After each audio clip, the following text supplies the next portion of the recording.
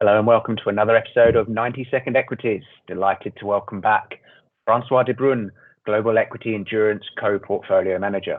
Now, Francois, my one question and one question only to you is as follows. Are the investment ramifications of COVID well into the rearview mirror, particularly now expectations for economic growth in the US have been improving? Or is COVID potentially still even today providing some investment opportunities the market might actually be missing? 90 seconds, watch that clock. Yeah, hi, Stuart. Thanks. It's a great question because you're right. The US economy has been particularly resilient and a rising tide tends to lift all boats.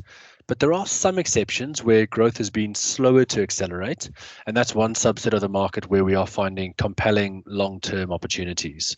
So during the pandemic, we saw pull forward in many sectors benefiting from structural long-term drivers. So for example, life sciences, that saw outsized growth as the pandemic shined a renewed light on the need for continued innovation in healthcare. We had stay-at-home orders, and that drove an acceleration in DIY, in both indoor and outdoor living spending. And more broadly, changing consumer preferences placed immense pressure on global supply chains. But as the world has opened up and conditions have normalized and the market's gone from tight to loose, these companies have seen temporary digestion periods, even as economic growth expectations have improved.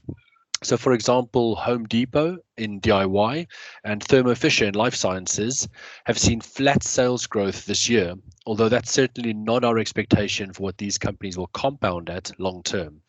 And so historically, these sectors have benefited from stronger economic growth.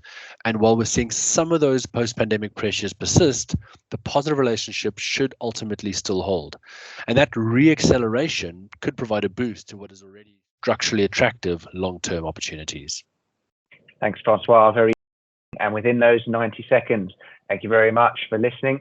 See you again in 2 weeks' time for another episode of 90 Second Equities.